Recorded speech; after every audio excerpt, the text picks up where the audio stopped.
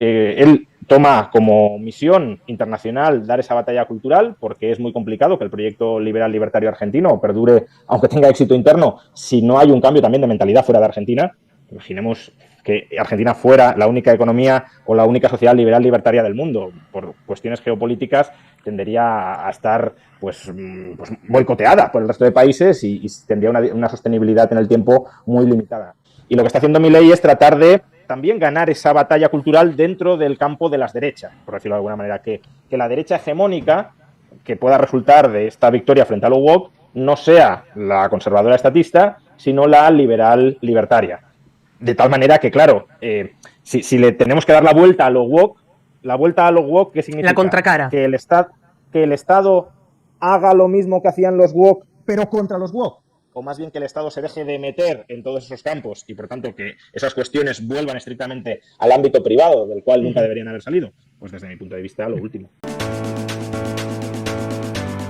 Les prometimos que iba a estar con nosotros un gran invitado y que les iba a gustar, más que nada porque vive en un país que está liderando a alguien que está en las antípodas de Javier Milei, y por eso me da el gusto de presentar a Juan Ramón Rayo. ¿Qué tal? Bienvenido, ¿cómo estás? ¿Qué tal? Buenas noches desde España. Siento que estás en un video de YouTube como el que subiste hace un día, digo, es el mismo setup, siento que está grabado. Estamos en vivo. Eso ya está muy estandarizado y por tanto sí, efectivamente, pues bueno, este es el stage que tengo. Bueno, mil gracias. Por supuesto, si no lo conocen a Juan Ramón Rayo, él es economista, es un youtuber, perdón que te diga youtuber, la verdad me parece algo fenomenal porque tenés más de casi que tenés 1 millón de seguidores, tenés 850.000 suscriptores en realidad. Tus videos son muy vistos y bueno, la realidad es que todos los análisis que vos hacés no solamente es en función de lo que sucede en España, sino también que estás siguiendo de lleno lo que está pasando en la Argentina. ¿Por qué esa curiosidad con el país? ¿Por qué metiste, digamos, la lupa en lo que pasa acá? Bueno, yo creo que Argentina está convirtiéndose, de manera voluntaria o no, pero en experimento o cuasi experimento, diríamos los economistas, de qué sucede cuando se pasa de una política extremadamente intervencionista y yo diría incluso irresponsablemente intervencionista, es decir, casi el peor intervencionismo que podía haber, un intervencionismo sin cabeza y extremadamente cortoplacista, que por eso se degeneró en un conato de hiperinflación. Cuando cambias ese modelo, que además hasta cierto punto con sus variaciones es el que ha estado vigente en el país durante décadas y explica su estancamiento secular, ¿qué sucede cuando eso lo reemplazas por una política que al menos de manera declarada y también en gran medida en los hechos es una política liberal libertaria? De hecho, diría el primer programa liberal libertario autoconscientemente manifestado de la historia de la humanidad, ¿no? Lo que suele decir Javier, el presidente liberal libertario de la historia. Entonces, creo que es un experimento o al menos una experiencia que todos tenemos que seguir muy de cerca, tanto los que nos sentimos o nos queremos liberales libertarios porque consideramos que es la filosofía política que mejor contribuye a el florecimiento del ser humano, de cada ser humano, tanto en su faceta de autodesarrollo personal como en su prosperidad material, cuanto también los que no son liberales libertarios y no lo son creyendo que esta filosofía política conduce al fracaso. Bueno, pues veamos en la práctica qué sucede cuando estas ideas se aplican y qué resultados producen. Y de momento creo que el experimento está saliendo incluso mejor de lo que los más optimistas esperaban. Coincido plenamente, de hecho esto es lo que te dicen desde el gobierno, no esperaban los resultados tan rápido, ellos pensaban o tenían una proyección para quizás 2025 finales. Ahora, les cuento, del otro lado están locos, evidentemente te siguen, acá dicen grande Malena, invitado de lujo, te siguen mucho a través de YouTube y además porque incluso el presidente también a veces retuitea lo que vos comentás respecto a la economía. Pero les cuento algo.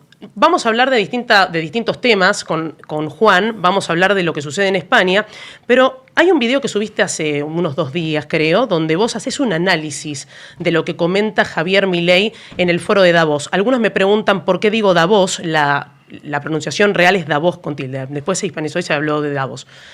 Es un foro económico mundial, y Milei fue con claramente el foco de anti-woke. ¿Cuál es tu lectura? Porque nosotros acá estamos en Argentina, lo miramos desde adentro, pero nos interesa la mirada internacional. ¿Qué es lo que ves vos? ¿Qué es lo que se ve desde España? Bueno, es verdad que es un foro económico, pero es un foro donde muchas veces de lo que menos se habla es de economía o de temas directamente económicos, sin ir demasiado lejos. Por dar el contrapunto, el presidente del Gobierno de España, Pedro Sánchez, a última hora cambió el tema de su discurso y habló de la necesidad de regular, es decir, censurar las redes sociales, que eso obviamente tiene implicaciones económicas, pero no es como tal un tema económico. Por tanto, no fue ni mucho menos Milei el único que no habló estrictamente de economía, sino que dio una batalla cultural más amplia. Ay, se nos cortó Juan. Ahora lo vamos a arreglar. Bueno, les dije, estábamos ahí arreglando unas cuestiones con el Zoom, porque al principio no lo podíamos conectar, dijimos i20, lo estaban solucionando ahí los chicos. Ahí dice Agus, canal de este tipazo, Juan Ramón Rayo, con doble L, no con Y, tipazo súper objetivo, y a mí también me pareció súper objetivo. Les sugiero que miren el video de su análisis del discurso de Milei. La verdad que me parece un tipo bastante objetivo, independientemente de la ideología como él se define dentro de su perfil. Entonces, ahí lo tenemos de vuelta. Juan, te escuchamos. Milei no fue ni mucho menos el único que, digámoslo así, se saltó el guión y habló de temas que trascienden a lo económico.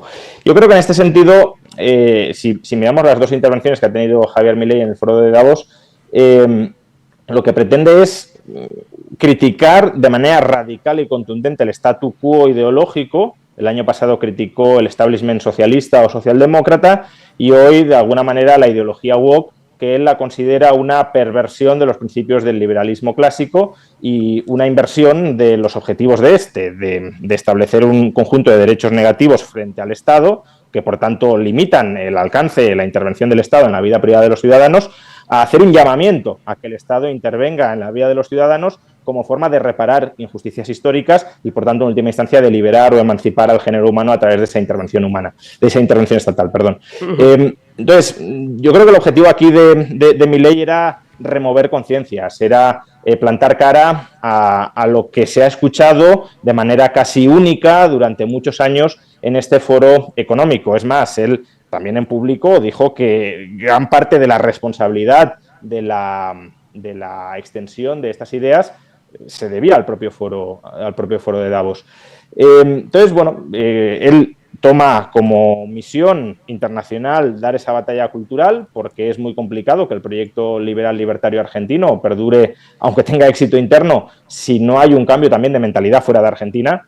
Imaginemos que Argentina fuera la única economía o la única sociedad liberal libertaria del mundo. Por cuestiones geopolíticas tendería a estar pues boicoteada por el resto de países y tendría una sostenibilidad en el tiempo muy limitada. Entonces, él entiende la necesidad de dar esa batalla más allá de las fronteras, especialmente además en un momento donde otros gobernantes también parece que están dando esa batalla, pero se corre el riesgo, desde mi punto de vista, de que esa batalla anti-woke se gane desde postulados conservadores o reaccionarios.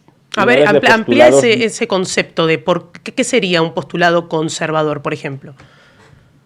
Bueno, quizá el término conservador no sea del todo exacto, en el sentido de que uno puede ser conservador y también liberal libertario, siempre y cuando no pretenda imponer su moralidad desde el Estado. Cuando me estaba refiriendo a conservadores, estaba pensando en conservadores que instrumentalizan el Estado para imponer sus ideas sobre los demás. Bueno, creo que hay gobernantes de derechas en el resto, en Europa y también en Estados Unidos, que no son liberales libertarios y que pueden tener una tentación de dar la batalla y dar por ganada la batalla a lo woke desde esa perspectiva u óptica conservadora estatal o estatista conservadora. Y lo que está haciendo Milei es tratar de también ganar esa batalla cultural dentro del campo de las derechas, por decirlo de alguna manera, que la derecha hegemónica que pueda resultar de esta victoria frente a lo woke no sea la conservadora estatista, sino la liberal libertaria. De tal manera que, claro, si le tenemos que dar la vuelta a lo woke, ¿qué significa? La contracara. Que el Estado haga lo mismo que hacían los woke, pero contra los woke. O más bien que el Estado se deje de meter en todos esos campos y, por tanto, que esas cuestiones vuelvan estrictamente al ámbito privado, del cual nunca deberían haber salido. Pues desde mi punto de vista, lo último. Para Juan, bueno, muy interesante lo que comentás. Juan, les cuento que es economista. Nosotros le preguntamos por qué hizo este video. Les sugiero que ingresen y lo vean, porque él hace un análisis para mí realmente objetivo de lo que dijo Javier Milei en el foro. Pero me voy a meter de lleno y también le voy a decir a los chicos que están en la mesa que también participen. Hay algo que es interesante, que en ese video vos mencionaste a Pedro Sánchez. Contanos cuál es el eco de Javier Milei cuando habla de esto en España, que si realmente toma la magnitud que nosotros vemos desde acá, y qué es lo que opinás, ¿no? ¿Qué es lo que opinan los españoles, lo que vos podés ver en las redes sociales sobre esta cuestión de la censura, las distintas medidas económicas que está llevando adelante? Bueno, aquí hay dos temas, ¿no? Yo creo que, por un lado, Javier Milei se ha convertido en un referente político y cultural en el conjunto del planeta, es decir, lo que dice y lo que hace trasciende con mucho a la política interna argentina. Yo creo que esto es incuestionable, tanto en España como fuera de España. Pero además, la otra cuestión es que durante bastante tiempo, por conveniencia electoral de nuestro presidente del gobierno y también por conveniencia mediática para ocultar determinados escándalos propios, el propio Pedro Sánchez quiso confrontar directamente con Javier Milei. Lo recordaréis en el episodio de ruptura de relaciones diplomáticas de hace algunos meses. Todo eso fue una estrategia diseñada desde la Moncloa para, de alguna manera, generar una especie de cierre de filas nacionalista en torno a Pedro Sánchez contra el extranjero, en este caso Javier Milei, que ataca al representante de todos los españoles. No le salió demasiado bien la jugada, porque no generó, desde luego, demasiadas simpatías entre todos aquellos que ya no tienen demasiada simpatía hacia Pedro Sánchez. Pero ese fue el intento, ¿no? Convertir a Milei en la némesis de Pedro Sánchez o viceversa. Y, por tanto, claro, si el presidente del Gobierno de España llega a considerar a Milei como su antítesis, pues obviamente lo que diga Milei, más allá incluso de la repercusión que ya tiene de per se fuera de las fronteras argentinas, pues adquiere especial relevancia dentro de España. Y además, en el capítulo de las redes sociales, diría que esto es especialmente sangrante, porque es verdad que aquí, probablemente en muchos otros puntos, pero aquí, desde luego, su visión no puede ser más opuesta. Javier Milei siempre ha defendido que no hay que censurar desde el Estado las redes sociales, que hay que permitir que las compañías proveedoras de estos servicios se autoorganicen, establezcan sus normas internas como consideren mejor para sus usuarios, es decir, sin presiones directas o indirectas, abiertas o cerradas, transparentes u opacas del mundo político. Y Pedro Sánchez en Davos lanzó una opinión que no puede ser más opuesta. Básicamente, lo que dijo Pedro Sánchez es: las redes sociales, ahora que no están controladas por la izquierda, porque además hizo esa distinción, dijo, cuando las redes sociales alumbraban movimientos como el Me Too o el Fridays for Future de Greta Thunberg, entonces maravillosas, las redes sociales eran maravillosas, pero ahora han degenerado, es decir, han caído bajo el control de la derecha y, por tanto, se han convertido en instrumentos de desinformación, de propaganda, de simplificación del debate, básicamente lo que siempre han hecho los políticos en todas partes, es decir, no sé qué le preocupa tanto a Pedro Sánchez de que las redes sociales reproduzcan el comportamiento de los propios políticos en el ámbito de las redes sociales y muy en particular el suyo, porque si algo caracteriza a Pedro Sánchez es la mentira sistemática y la búsqueda de la polarización de la sociedad para que el miedo a la ultraderecha, galvanice los apoyos de la izquierda a su alrededor, ¿no? Correcto.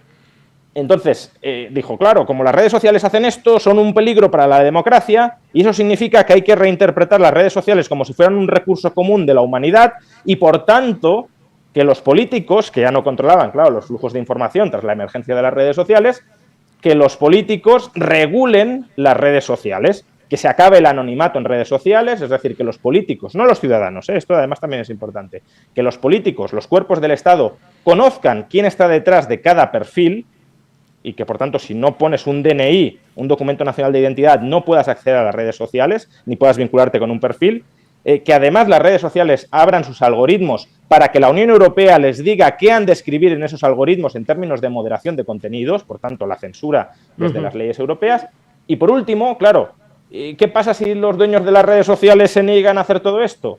Pues no solo se les impondrán sanciones económicas, como hasta ahora, sino que directamente Pedro Sánchez aboga a meter preso a, por ejemplo, Elon Musk, si pisa suelo europeo y no ha querido someterse a las directrices de la burocracia europea. Esta cuestión de regulación. Le abro a la mesa para que le pregunten, porque él es economista y también pasan cosas económicas en España y nosotros hacemos la comparación. ¿Cómo va, Juan? Osiris te habla. Te quiero hacer una consulta respecto a una discusión que es cada vez más prevalente hoy en día en Argentina y que sé que en España hoy día es un tema muy, muy picante, que es el tema de la inmigración y los controles de inmigración y las potenciales ramificaciones económicas que pueden tener.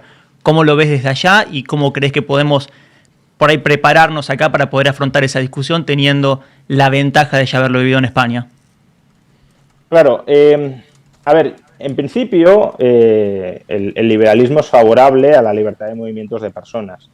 Lo que sucede es que estamos en un mundo donde tenemos estados gigantescos, estados de bienestar hipertrofiados, que redistribuyen fortísimamente los recursos desde un grupo de la población a otros grupos de la población. Entonces, con ese esquema redistributivo no es absolutamente neutral, no es indiferente quién entra o quién sale de un país, básicamente porque puede darse el caso de que quien entra en un país se convierta en un perceptor neto de recursos a costa del resto de la población y, por tanto, que se convierta en un pasivo para el resto de la población. Si por entrar en España el resto de contribuyentes españoles te dan, en términos netos, un cheque de 10.000, 20.000 o 100.000 euros, pues eso, claro, que entres en el país sustrae recursos del resto de ciudadanos. Entonces, por desgracia es un tema del que todavía no se ha investigado suficientemente, pero los análisis preliminares que se han hecho en Dinamarca, en Reino Unido y en Países Bajos, lo que muestran es que la mayoría de los inmigrantes que han entrado en Europa durante los últimos lustros son un pasivo en términos económicos para el fisco del correspondiente gobierno europeo. Por tanto, aquí la existencia de un estado de bienestar distorsiona muchísimo los beneficios que la inmigración podría tener para un país, porque es verdad que atraer inmigrantes, siempre y cuando se integren, respeten el Código Penal, es decir, lleguen para cooperar voluntariamente con el resto de la población, hasta ahora ha sido beneficioso si quitamos la parte de la redistribución de recursos. Pero claro, añadiendo la parte de la redistribución de recursos, pues puede volverse algo negativo y puede terminar pues dañando y empobreciendo a la población nativa de ese país. ¿Qué tal, Juan? Buenas tardes, Agustín te habla. Quería preguntarte fundamentalmente cómo está el tema de la ley de alquileres allá en España. Acá es un tema controvertido, por eso y sé que allá también está bastante cuestionado. Bueno, sí, a ver, el problema de la vivienda es un problema que se da en prácticamente todas las economías, salvo en aquellas, por ejemplo, Texas, por ejemplo, Japón, que tengan un mercado inmobiliario bastante liberalizado por el lado de la oferta y, por tanto, con capacidad para incrementar la oferta de vivienda de manera apreciable.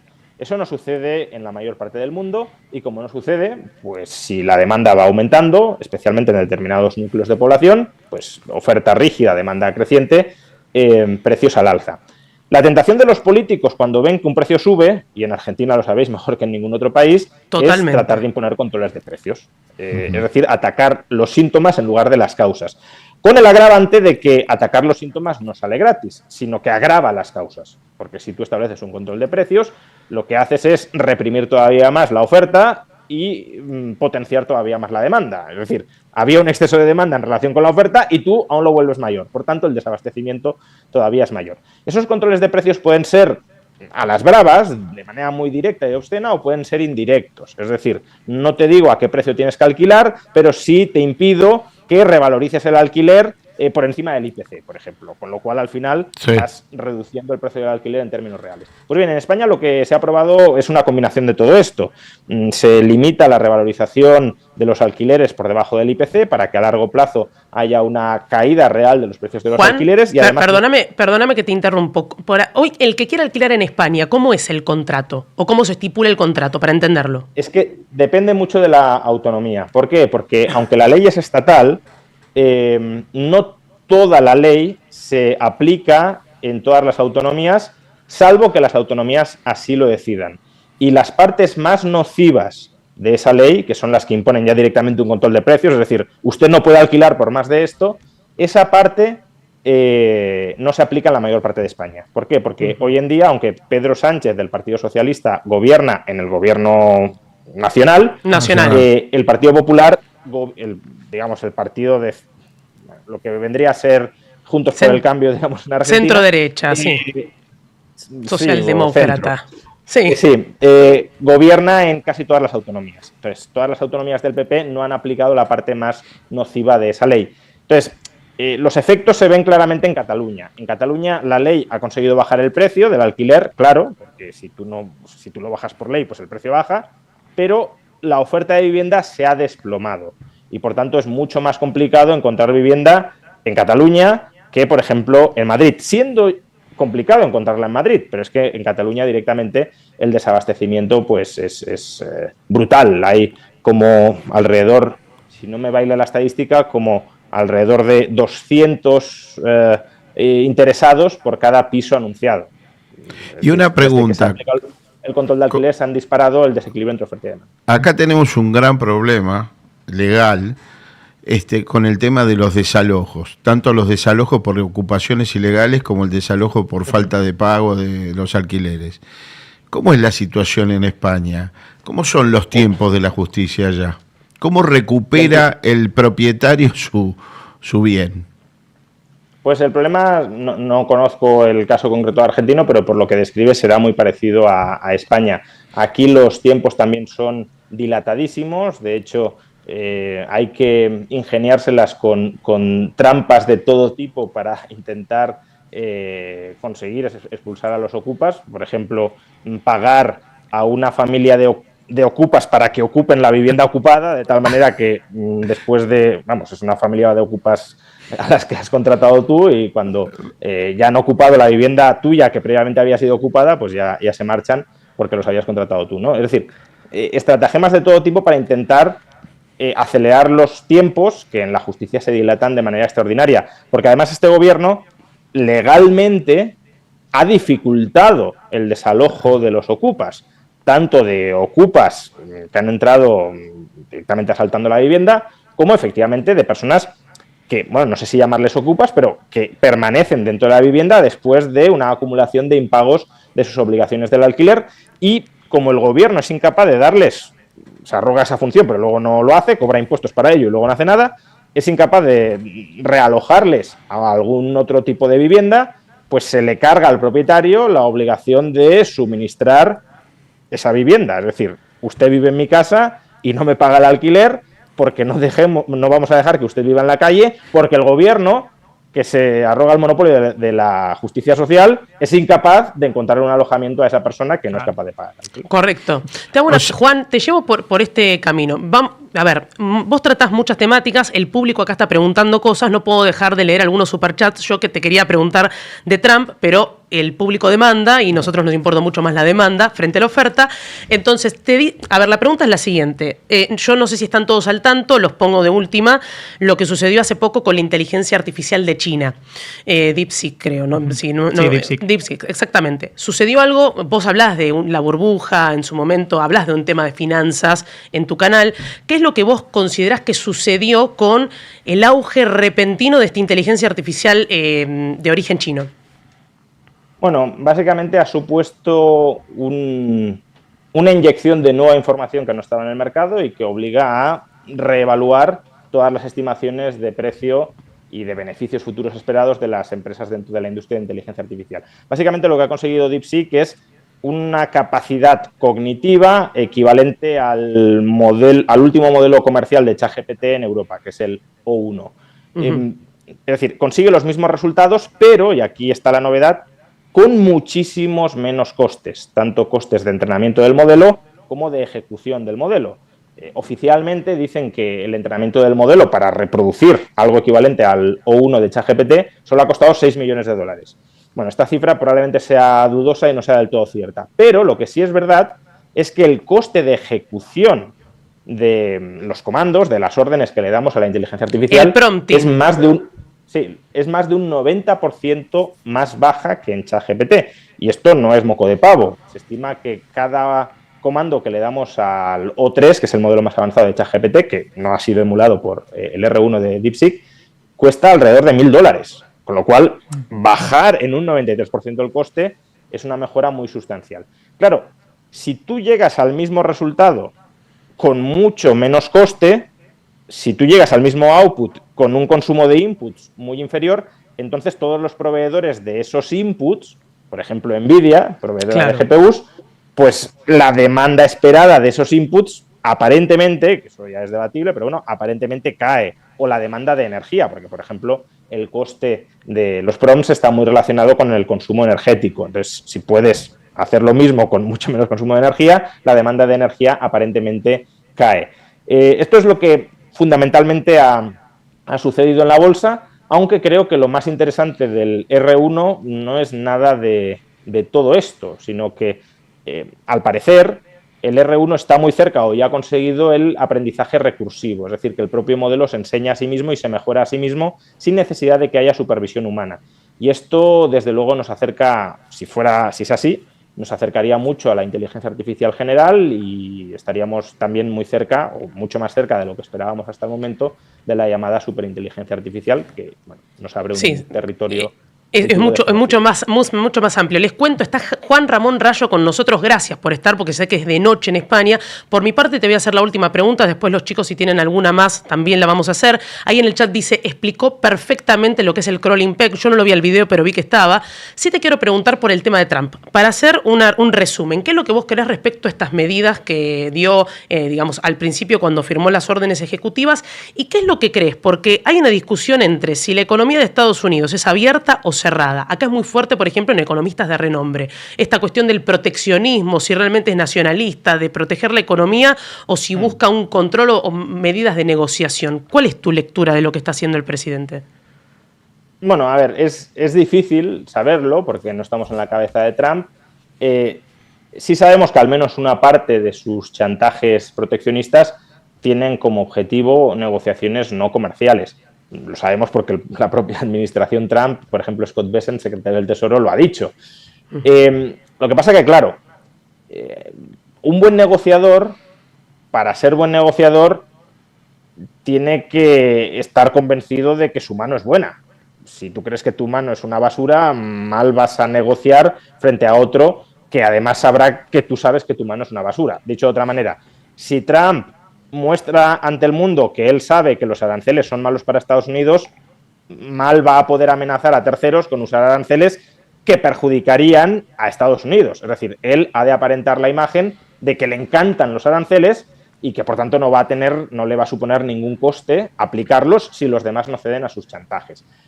Claro, esta sería la interpretación como más favorable a que Trump no es proteccionista. Yo creo que sí tiene una parte de proteccionista, básicamente porque se ha rodeado de gente, sobre todo en su primer gobierno, pero también ahora le rodea gente que sí sabemos que académicamente son muy cercanos al proteccionismo y les gusta el proteccionismo, pero también entiendo que hay gente alrededor de Trump que no le gusta el proteccionismo y por tanto se combinan estas dos almas.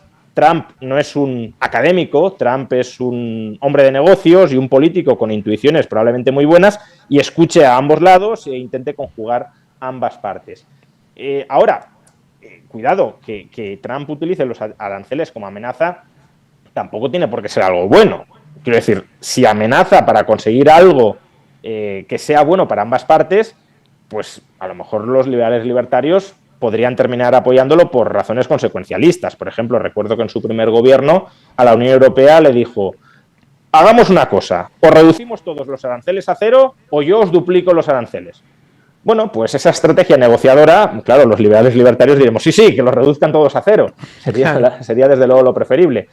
Pero claro, en otros casos, pues pueden ser chantajes que no sean aceptables. No lo sé, por ejemplo, la polémica que ha tenido con Gustavo Petro en Colombia.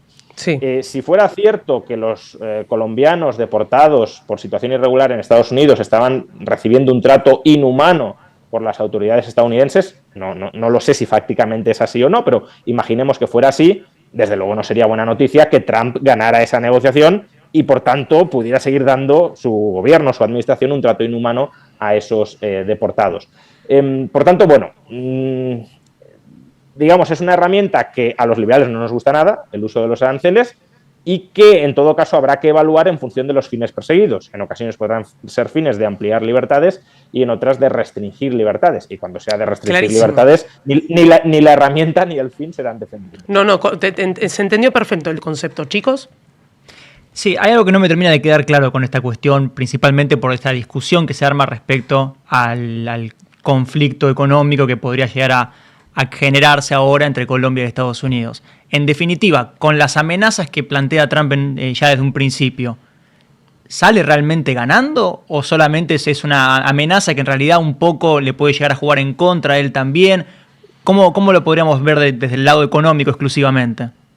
A ver, desde el lado económico, los aranceles a quien perjudican es a los productores extranjeros y a los consumidores nacionales, que de esto último Trump se suele olvidar, porque dice que los aranceles son maravillosos para la economía estadounidense, pero como muchos serán maravillosos para aquellas empresas directamente protegidas frente a la competencia internacional por los aranceles. Es decir, estás de alguna manera protegiendo a los productores menos eficientes, menos competitivos dentro del país. Y si tú eso lo prolongas en el tiempo durante muchas generaciones, Argentina es un ejemplo, al final terminas con una estructura productiva que no es competitiva internacionalmente y a poco que intentas abrirla al comercio para abaratar el coste de importación a los consumidores, esa industria se desmorona porque no ha vivido ni se ha desarrollado expuesta a la presión competitiva internacional. Por tanto, los aranceles son negativos. Lo que quería decir, que quizás no se haya entendido, es si Trump declarara públicamente que él sabe que los aranceles son negativos para Estados Unidos, tendría una pésima mano negociadora, claro, porque iría a cualquier país y le diría, oye, que si no haces lo que yo te digo, me subo los aranceles a mí mismo, es decir, me pego yo un tiro en el pie o hago lo que yo entiendo que es pegarme un tiro en el pie. Y el otro le diría, pues pégatelo. Ahora, si Trump va como un kamikaze diciendo, yo creo que los aranceles son maravillosos, por tanto, si me hace subir los aranceles, yo estaré encantado de hacerlo porque va muy bien para mi economía. Aunque eso sea falso económicamente, si Trump transmite la imagen de que él se lo cree, eso le da mucho poder negociador, un poder negociador que necesita para triunfar en las negociaciones. Y al final ese es el método de negociación que es un bluff, en definitiva, y practicado Trump. Perfecto. Bueno, Juan, la verdad que te agradecemos un montón. Hay 1000 preguntas para hacerte, pero bueno, ya estás hace casi una hora con nosotros dando cátedra. Acá están poniendo chat, viste que dicen chada como fenómeno, ¿entendés? No sé cómo chat es como allá arriba, high. Así que muchas gracias por haber pasado acá por Neura. Te vamos a invitar nuevamente, espero que nos acompañes. Estamos conversando con Juan Ramón Rayo, es doctor en economía y además lo pueden seguir en su canal de YouTube, Juan Rayo. ¿Es así, no? Juan Rayo. Así es, efectivamente. Y también, bueno, si me dejas meter la cuña, sí, decano de la Universidad de las Hespérides, que es una universidad online oficial en España y en toda Europa, que desde luego los argentinos que quieran cursar estudios en la universidad desde la propia Argentina lo pueden hacer cuando deseen. Tenemos estudios de grado, de posgrado, de lo que quieran y títulos oficiales en Europa. Bueno, excelente. Te digo algo, porque empezó a revertirse la tendencia. Antes la gente se quería ir, bueno, ahora pareciera que tienen la expectativa de quedarse, así que lo pueden hacer online. Por eso, lo ideal es que se queden en su país, sobre todo si no quieren marcharse, y si además pueden acceder a estudios de calidad internacionales, pues todo perfecto. Acá te están poniendo Dome, Rayo Dome, viste que están con la domada. Bueno, Juan, muchas gracias por acompañarnos. Te agradecemos todo el tiempo que nos brindaste y que diste esta masterclass, como dicen ahí en el chat. Te mandamos un gran abrazo. Muchísimas gracias a vosotros. Hasta otra. Adiós. Gracias. Buenas noches. Bueno, ahí lo escuchaban a Juan Ramón Rayo. Nadie se la esperaba, ¿eh? Nadie se la esperaba, querido. En esto, gestión dogmados. Gestión de los ríos, por supuesto. Gestión de los ríos, pero dogmados porque somos un equipo.